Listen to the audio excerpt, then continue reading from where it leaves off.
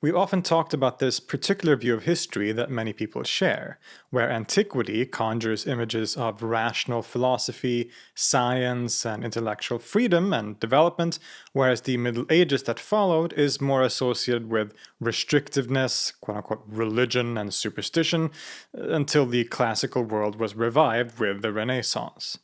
This dichotomous view is of course very historically inaccurate, as I hope many of my previous episodes have shown, but remains a very persistent and popular view in the consciousness of many people. And in this very dramatic view of history, there's no event, aside maybe from the closing down of the Athenian Academy, that represents that transition between the world of antiquity and the Middle Ages as much as the death of the Alexandrian philosopher Hypatia. Much has been said about her life and story. Books have been written, movies have been made about it, most of which do portray the historical events in a pretty inaccurate way. But who was this female philosopher of the 5th century, and what can her life and death tell us about her historical environment and the events and transitions that her life and death represent?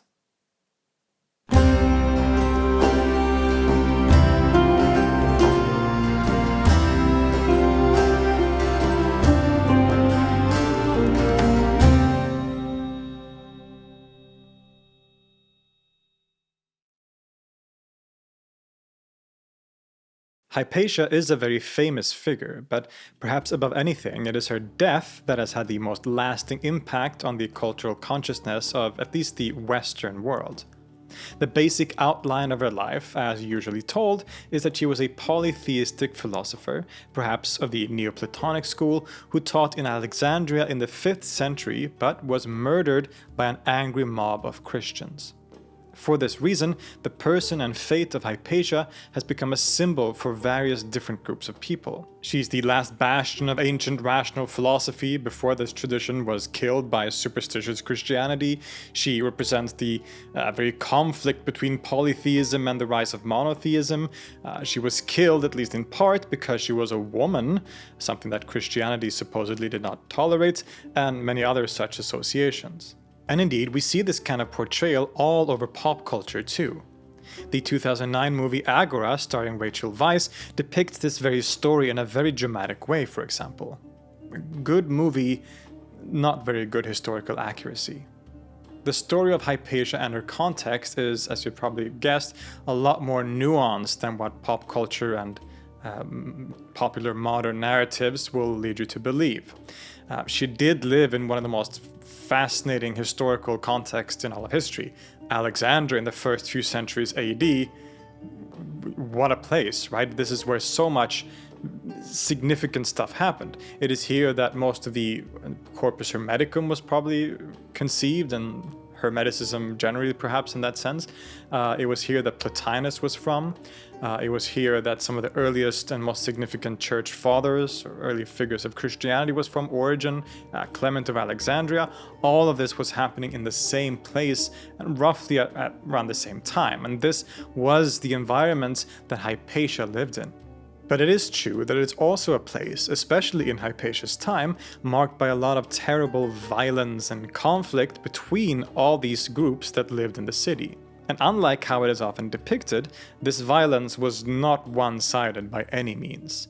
It wasn't just the Christians that persecuted polytheists, but everyone was equally responsible for this situation.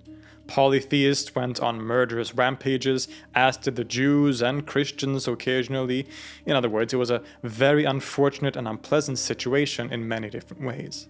And again, this was the environment that Hypatia was born in and lived. She was probably born in the mid to late mid 4th century as a daughter of Theon of Alexandria, a great mathematician and teacher in the city at that time. And Hypatia herself would follow in his footsteps. She also eventually became a respected teacher and philosopher at a prestigious school in Alexandria. In fact, the later Christian writer Socrates Scholasticus, or Socrates of Constantinople, gives us a bit more information, and that quotes, "Having succeeded to the school of Plato and Plotinus, she explained the principles of philosophy to her auditors, many of whom came from a distance to receive her instructions. On account of the self-possession and ease of manner which she had acquired in consequence of the cultivation of her mind, she not infrequently appeared in public in the presence of the magistrates. Neither did she feel abashed in going to an assembly of men, for all men on account of her extraordinary dignity and virtue admired her the more. In other words, if we are to believe this source, she taught at a Platonic school in particular, and even in the line of Plotinus, indicating that it had a Neoplatonic bent. It seems that she, much like her father, was a specialist in the subject of mathematics and everything that was subsumed under that wider category, like geometry, astronomy, and other related topics. And she seems to have been rather popular, having many different students, both polytheists and Christians. Now, aside from this very broad outline, it's hard to say much more with certainty. In fact, our sources for the life and thought of Hypatia aren't very good at all.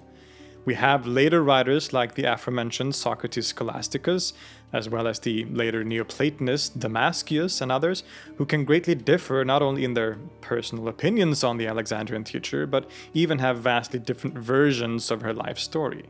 Indeed, much of the classical details about her biography that are so popular today are basically literary inventions, ways of filling in the blanks where our knowledge is lacking, rather than being based on actual historical sources. So, needless to say, we should tread cautiously as we walk the path of trying to outline who she was and what she did. That she was a philosopher and teacher we have already established, but can we say anything more about what her philosophical thought was actually like? Well, while it is somewhat of a disputed question, the majority of scholars hold the opinion, following the indication in the previous quote by Socrates, that she belonged to the philosophical school of Neoplatonism, sometimes also called late Platonism. This, of course, wouldn't have been strange, as this was a very popular school at that time and flourished in places like Alexandria and Athens.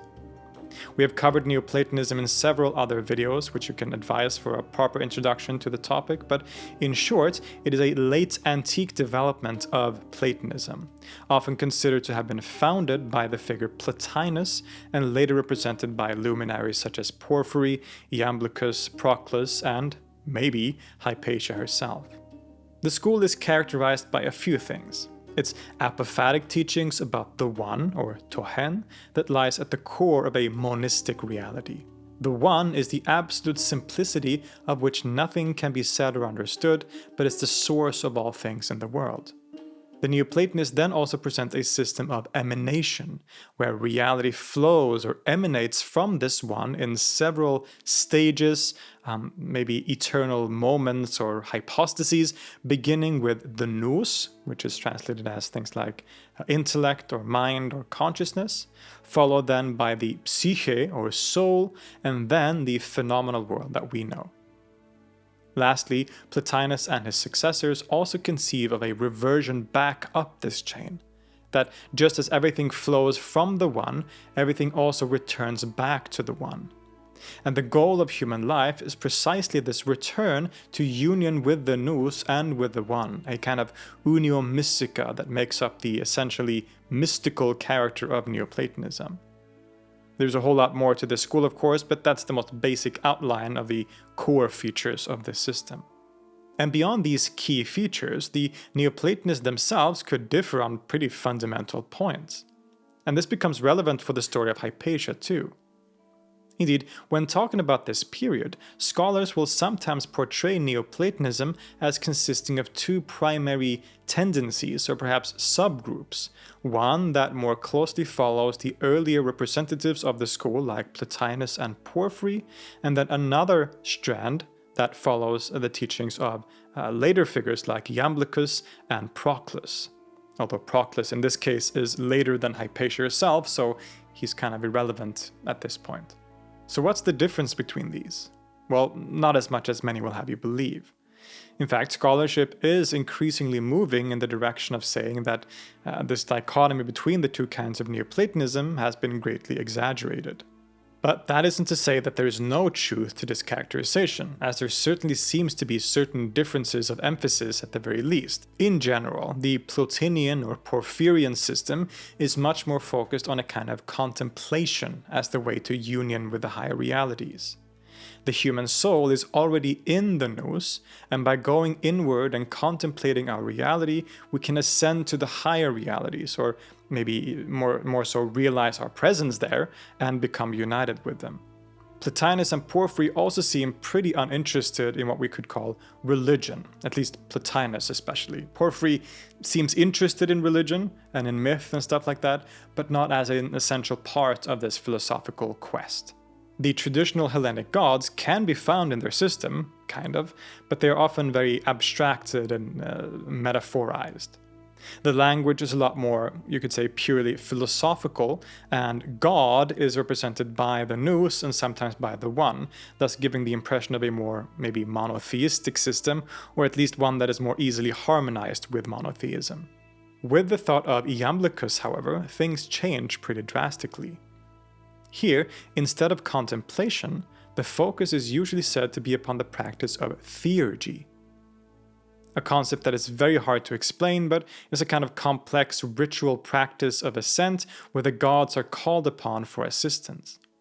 As you can see here, and even more prominently in the later school of Athens with people like Proclus, the gods of the traditional pantheon play a central and key role, and their version of Neoplatonism is sometimes seen as a lot more quote-unquote religious, to use a problematic term. At least, it is certainly more ritualized and incorporates more aspects of the traditional Hellenic religion.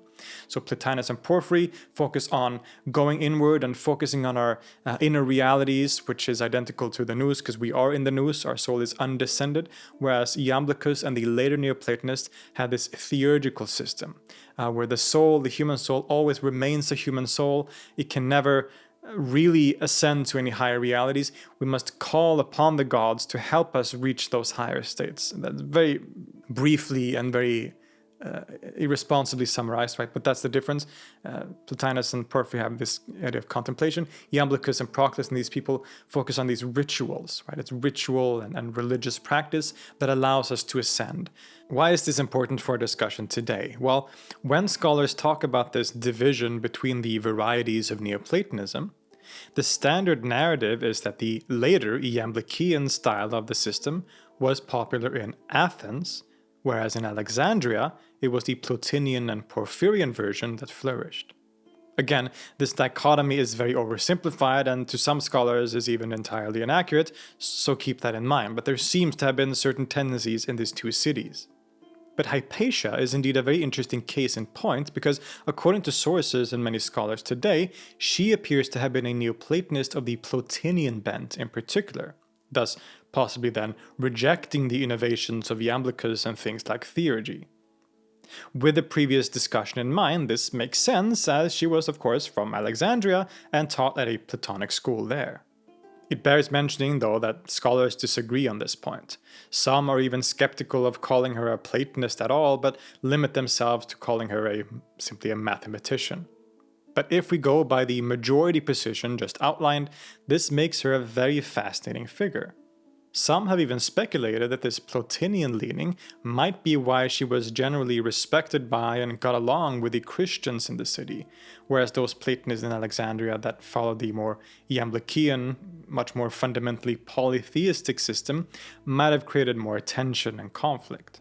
Because it bears mentioning again that Hypatia was a teacher of both traditional polytheists and Christians.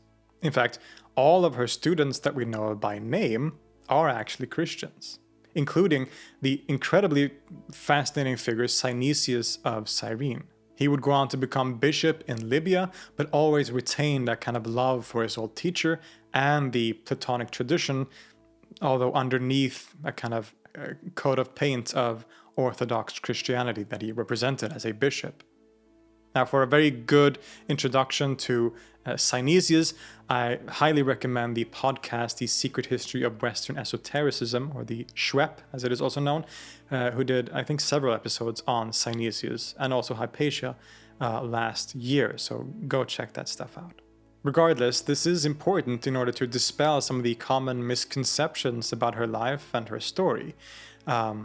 She was, for most of her life, a very respected and well-liked teacher and figure in Alexandria and among various groups of people, both Christians and polytheists and probably Jews as well. She was simply a local celebrity and a very well-liked figure. The kind of antagonism against her from the Christian leaders for simply being a polytheist or polytheist philosopher even, or even just for being a woman, simply has very little evidence, and really no evidence at all, to support it. The later Neoplatonist from Athens, Damascius, writes about her that, quote, Hypatia being of such a nature, skilled and dialectical in speech, wise and politic in behavior, the entire city naturally loved her and held her in exceptional esteem, while the powers that be paid their respects first to her, as indeed was the custom in Athens. There is no doubt that Hypatia was a brilliant person and thinker, as her students and contemporaries speak very highly of her in that regard. But sadly, we don't have much access to her actual thought, because she doesn't appear to have written much at all.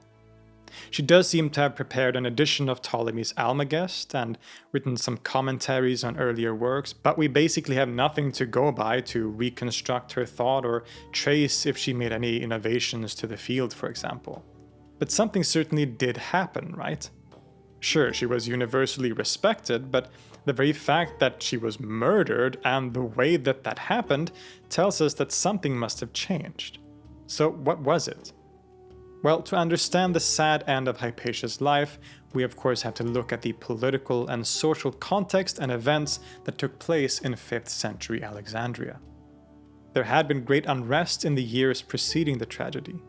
Under the bishop Theophilus, one of the most dramatic events was the destruction of the Serapeum, a temple dedicated to the god Serapis, which also contained a treasure trove of books and scrolls of various kinds.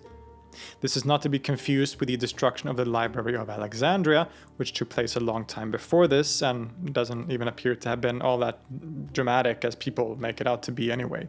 But the destruction of the Serapeum, perhaps the primary storehouse of quote-unquote pagan wisdom at that time, was not unprovoked, and it certainly didn't happen like the movies depicted. Indeed, the polytheists of the city had gone on a kind of murderous rampage, after which they hid in the temple and sort of barricaded themselves in. The Christian mob outside and their bishop, of course, weren't happy about this, and there seems to have been a kind of siege of the place. Eventually, though, the people inside the temple received a pardon from the Roman emperor, and they were allowed to leave in peace after having desacralized the place by ritually removing the god, so to say. After the polytheists left, sadly, the Christian mob entered the temple and basically destroyed it and everything within. Now, this was only the start, or an important point at least, in a general feeling of unrest between different factions in the city, and which would perhaps reach its peak when the bishop Theophilus died and there was a crisis of succession between two claimants to the bishopric, Cyril and Timothy. Eventually, as most of you probably know, Cyril came out victorious in this conflict, but immediately he started persecuting and basically seeking revenge against those who had opposed him. Complete chaos seems to have broken out. The Jews even got involved and were punished by Cyril, being exiled from the city and having their synagogues closed down. Now, even though Cyril of Alexandria is seen today as an important figure in early Christianity, a saint and a doctor of the church, back then this status wasn't clear at all. Many Christians at that time, and for a long time afterwards, were very critical of him and his actions, seeing them as anti-Christian and too violent and harsh. And this included the Christian Roman prefect of the city at that time, Orestes, who started a kind of moderate movement that opposed Cyril and his radical followers. And among the people who supported Orestes, and who was chosen as a respected voice of reason to speak for the side of peace and stability, was Hypatia herself. They sent letters to the emperor complaining about Cyril and openly criticized him. In response, Cyril's followers, including monks, took part in various riots and assassination attempts, including against Orestes himself. And it was in this complete political and social chaos that Hypatia was caught up in that she also met her unfortunate end. Socrates of Constantinople writes of the events thus, quote, "Yet even she fell a victim to the political jealousy which at that time prevailed. For as she had frequent interviews with Orestes, it was calamitously reported among the Christian populace that it was she who prevented Orestes from being reconciled to the bishop. Some of them, therefore, hurried away by a fierce and bigoted zeal, whose ringleader was a reader named Peter, waylaid her returning home, and dragging her from her carriage, they took her to the church called Caesareum, where they completely stripped her and then murdered her with tiles. After tearing her body in pieces, they took her mangled limbs to a place called Cinaron, and there they burnt them. This affair brought not the least opprobrium, not only upon Cyril, but also upon the whole Alexandrian church.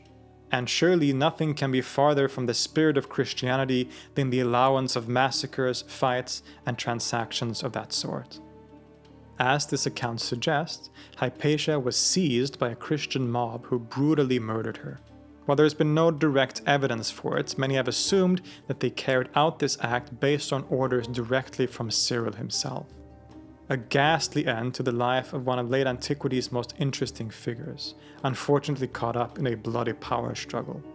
So while her identity as a female polytheistic philosopher probably played into the justification for this horrific violence, and some harsher later Christian writers would basically accuse her of essentially bewitching the whole city and thereby causing the unrest to begin with, the core reason behind her murder was essentially political, or at least part of a wider power struggle between the Christian authorities in the city. She simply ended up on the losing side of this struggle, and Cyril doesn't exactly seem to have been a forgiving or soft-hearted person. But we've also seen that Cyril wasn't to blame entirely, and that people on all sides contributed to the unrest and violence, even though Hypatia herself appears to have been a relatively innocent player. Even the near-contemporary sources like the aforementioned Socrates Scholasticus essentially states emphatically that Hypatia's murder was entirely politically motivated, as we saw from that earlier quote. She fell victim to the political jealousy which at that time prevailed. And it's also interesting that he, as a Christian scholar, completely condemns these actions as anti-Christian and barbaric. But regardless of the actual historical realities of her untimely end, for many people it has come to represent so much more.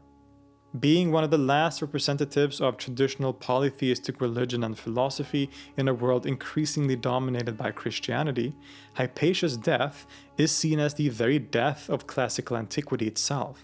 A decisive moment of transition between the old world and the new. This is a useful narrative for the modern Western post-Enlightenment view of itself and its history, but as we've seen here and elsewhere, it is, after all, somewhat of an oversimplified and misleading way to look at history. Indeed, philosophy in various guises continued to flourish in the Christian and Islamic periods, and even the very school that she seems to have represented, Neoplatonism, would continue to play a major role and influence all of those Abrahamic religions to a major degree. Hypatia's death was a tragic consequence of the political circumstances of that time, and not of some inherent or perennial conflict between Christianity/religion and philosophy and science. Indeed, some Christian thinkers agreed with her death, while others, like Socrates, saw it as deeply anti-Christian and barbaric. So things are not as black and white as popular history will have you believe.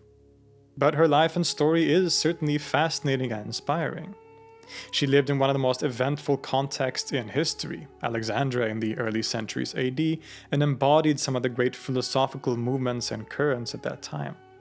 And while we should avoid the black and white depictions of the relationship between Christianity and philosophy, the events of her life can still tell us a lot about that transition between the world of classical antiquity and what was to become the Middle Ages. A transition from the domination of traditional polytheism to that of Christianity and the Abrahamic religions, and how that transition could sometimes lead to difficulty and even conflict and violence. With all that in mind, viewing Hypatia as a symbol for that very transition perhaps isn't such a bad idea after all.